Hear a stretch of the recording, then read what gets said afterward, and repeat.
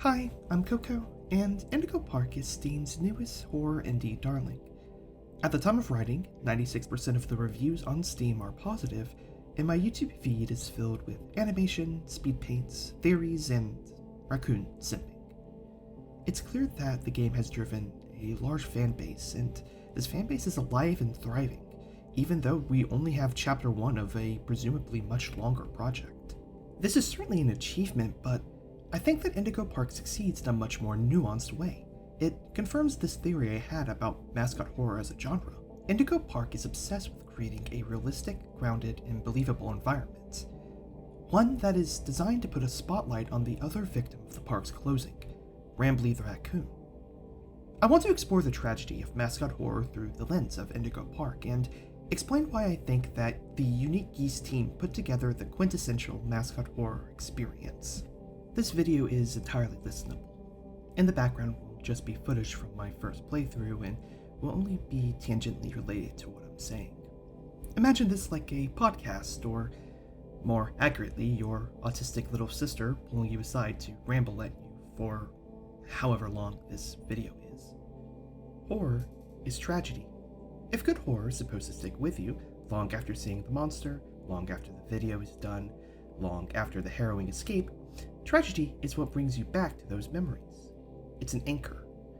When we watch The Shining, we wish for Jack to resist the urges of the Overlook Hotel. We yell at the TV for the teenagers not to go alone into the cabin where Jason lurks. These two uses of tragedy are entirely different.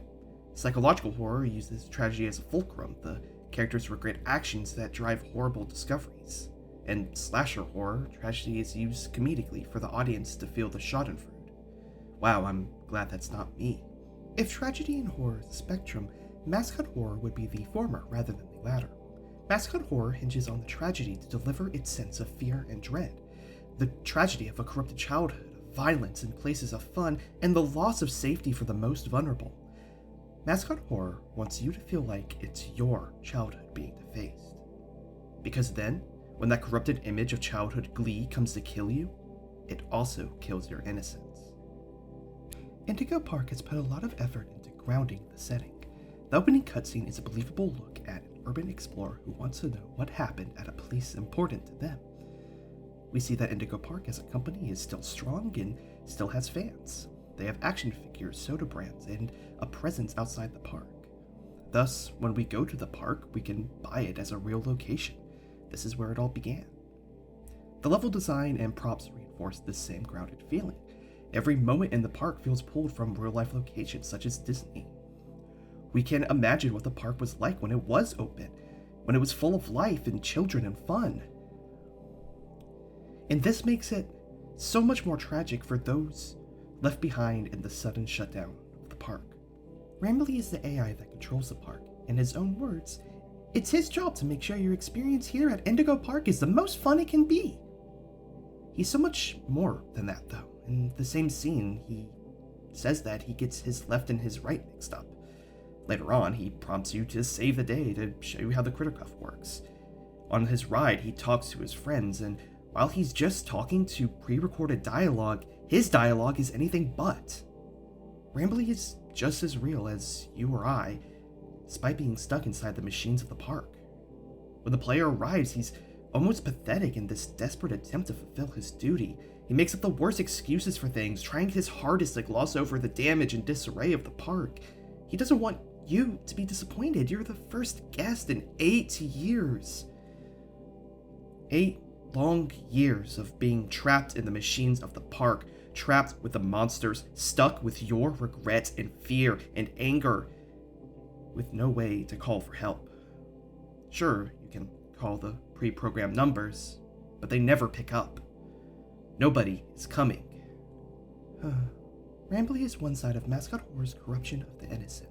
He's a victim as much as the player, forced to watch something he loves fall into something twisted and violent.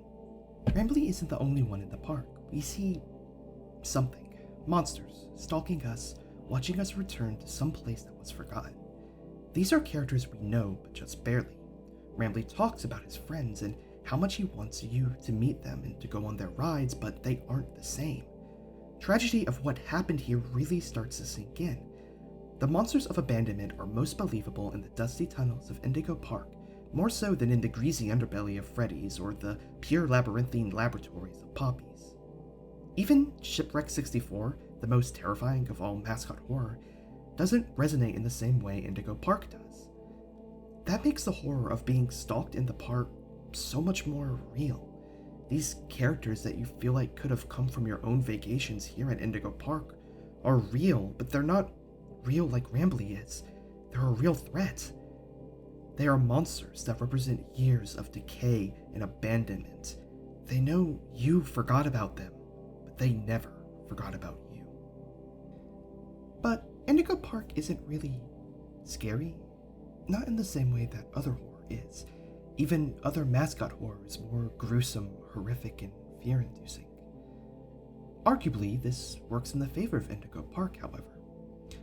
Much like how the more grounded setting leads to believability, the monsters being less horrific makes them more human. I think that mascot horror loses something when it tries to up the scare factor.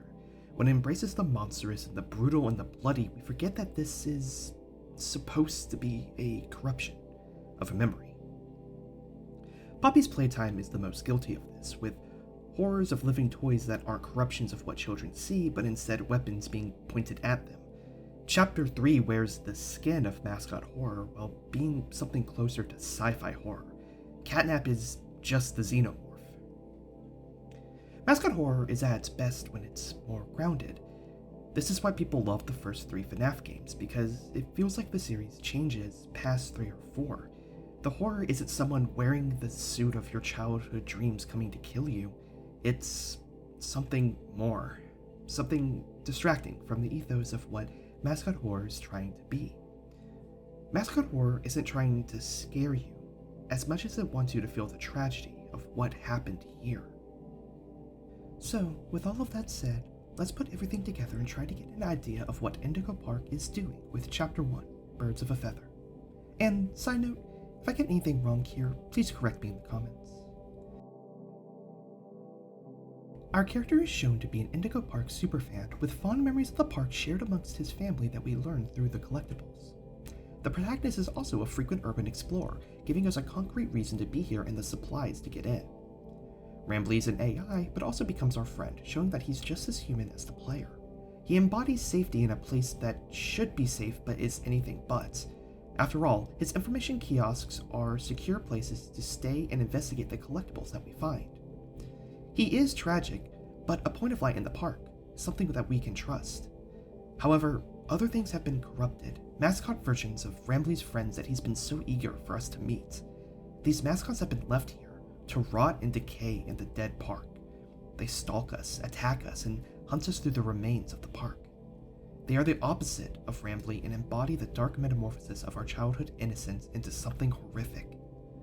The park itself feels as though you could see it bustling with life. You feel the weight of what happened here, even if you don't know exactly what that is just yet. You feel the sensation of wrongness, that this place should be happy and it is anything but. It feels like real Disney parks, designed in such a way to be a reflection of our own real-life vacation spots. Of course he wants to restore this place with Rambly by the end. It's the only way to make these experiences right again. Is Indigo Park the best mascot horror? Well, it's the most mascot of the genre. It's the best at making us care about these characters in the state that they are in now. It's the best at making the setting feel real and abandoned. It's the best at subtle horror, at tragic moments, at feeling like Indigo Park could be your childhood amusement park that was abandoned. If someone asks me to point them to a piece that embodies what mascot horror is, it will be Indigo Park I point to. This can change, of course. We are one chapter into a multi-chapter story that has some big implications for the future of the series. All I can hope is that by the end of it, I still feel like Indigo Park is the best example of mascot horror out there.